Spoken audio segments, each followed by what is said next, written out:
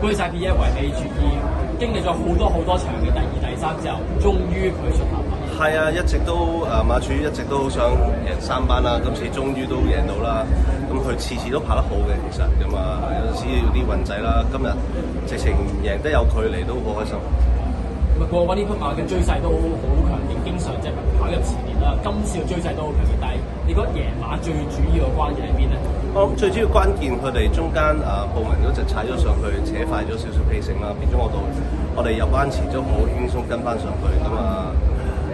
佢都有少少心急嘅，好早高咗出嚟，但係就把握個先機咯。潘頓就自從可以話喺12月國際騎師錦標賽抽中咗騎為美之後，就都有啲可以話係念念不忘呢筆賽區喎。係啊，佢同馬主又好 friend 啦，大家一齊都好 friend 啦。咁知道潘頓之前有傷過，咁甩咁翻嚟，佢又可以贏翻。